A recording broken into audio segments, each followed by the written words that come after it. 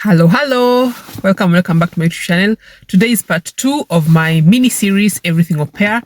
And today I'll be talking about, or I'll be guiding you on how to make your au pair profile attractive to host families when you're making your pair profile.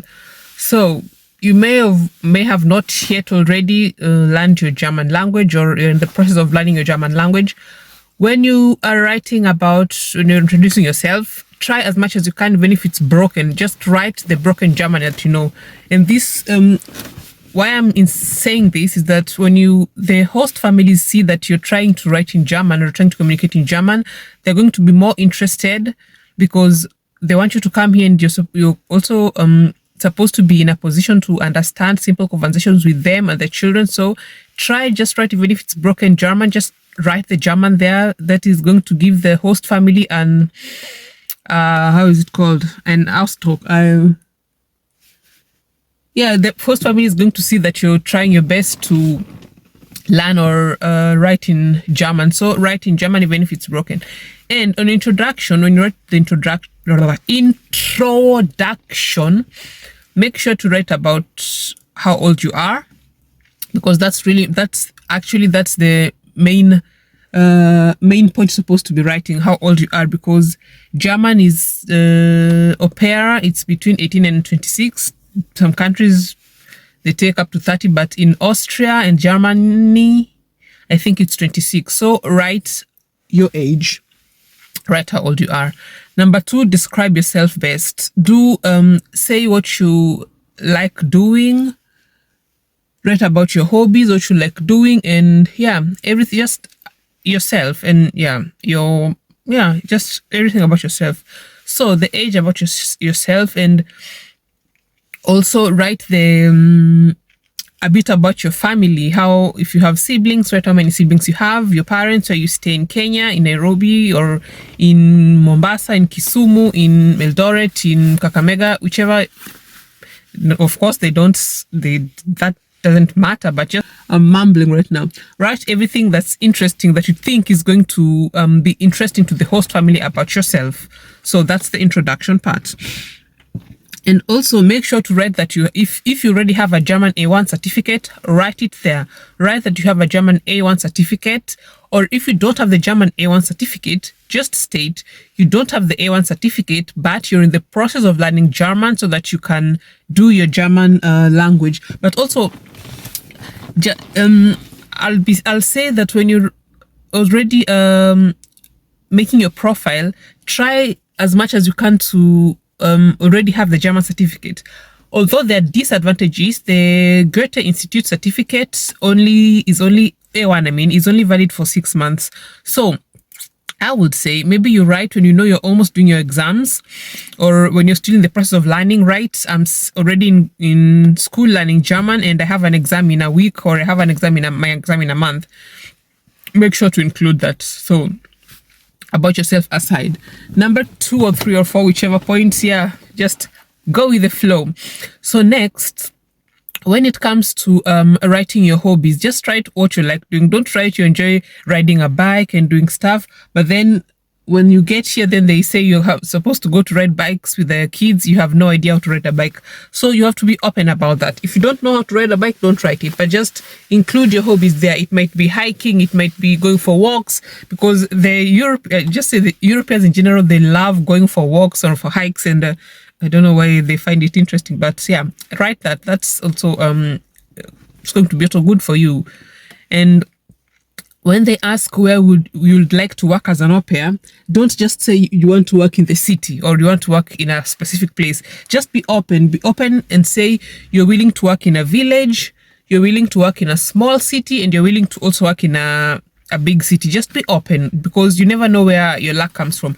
Because if you just limit yourself to say you only want to work in the city, then you're making your chances niedriger. You're giving yourself less of a chance to get a family than when you're open. Just say you're open to work to be an au pair in a village, a small city, or a big town. Be open about that.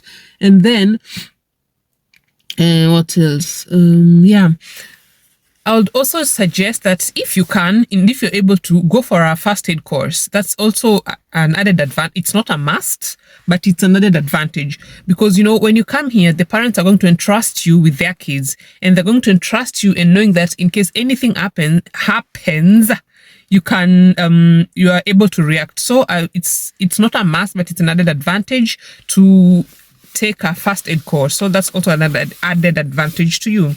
And also, what's another added advantage is if you have a driver's license. That's a plus plus plus. That's a plus plus if you have a driver's license, because let's say you find a host family in the village and there's no way of going across or going around places except when you know how to drive. So if you have a driver's license, it's an added advantage. In this driver's license, you have to see that if you have one that it's already translated to German. I'm trying to cover my face because there's a mother here. She they go to the same same kindergarten with my daughter.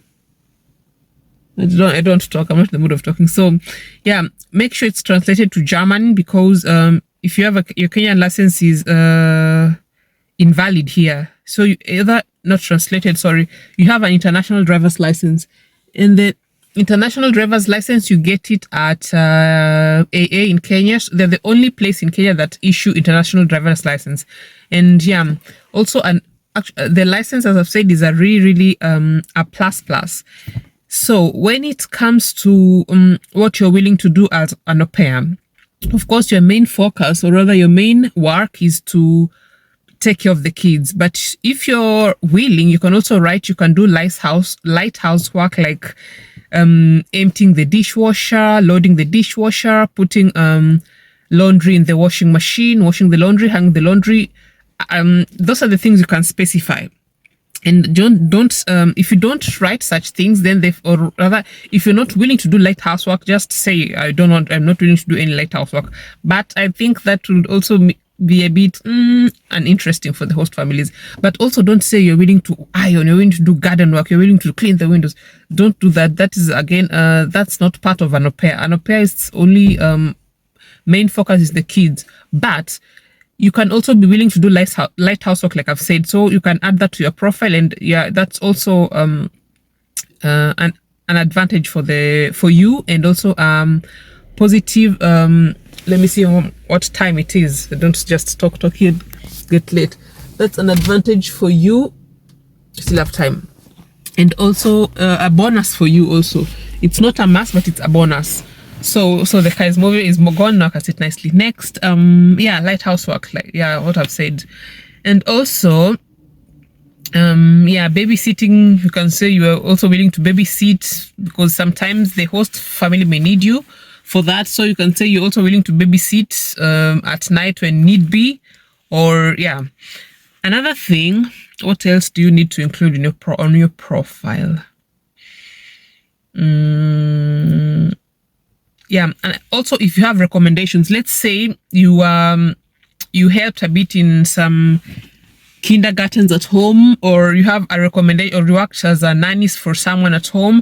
If you have any recommendations as such, that's also important to tell the parents or the institutions to write a recommendation for you, which is going to give you an added advantage, because when you come to the host families here, they're going to know that they're entrusting their kids with someone who has who already knows something about working with children and stuff. So they're going to be more free or more open to write back to you. And also, what else can you include in your profile?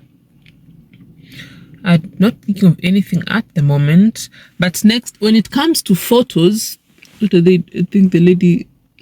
When it comes to photos, don't just upload photos of just you, or you having a good time, or you alone. When you're posting photos, make sure that you have photos. You 1 or 2 photos you can put when it's just you, and also include photos with kids, because au pair is working with kids. Don't just include photos that you don't have. Kids are not included. When you make you post your photos with kids, and yeah, before you post kids photos online, make sure the parents are have agreed to that. But post photos with kids when you're, for example, when you're helping out in kindergarten with the kids, make photos with the kids, you playing with kids, you reading to kids, or doing different activities with the children, maybe hiking, going for a walk, or riding a bicycle if you can with the kids, swimming and stuff. That's also an added advantage for you. Don't just post photos of you alone. And also in the photos, when you're posting them, make sure you dress modestly. Don't just don't dress too revealing, which that's disadvantage on your side. Dress modestly and dress moderately, and yeah, make interesting photos, and photos that are, I would say 90% of the photos have to be with kids, and then the 1% you can post a photo of you or a photo of you with your family and friends, and not friends or family. Yeah, that is also okay, but the main focus here is kids. So when you post the photos, post photos with kids. So what else can you include in a pair profile? Yeah, also include, when you're writing about yourself and stuff, that's it. And then they come a part where what you expect from a host family. That's, yeah, of course, I don't think it's much to say on that. But yeah, you also say that you're happy that you're going to, and hopefully get a nice family, and you're willing to be a big sister to your host kids, and also be integrated as part of the family, and also that you're willing to share your culture and your traditions and the culture of your country and traditions with the host family, and you're also willing to learn from them and learn from their culture, and that you're hoping that you're going to better your language when you are accepted as an au pair in their home or with the host family. So what else? I think those are the few things that I can think of as for now.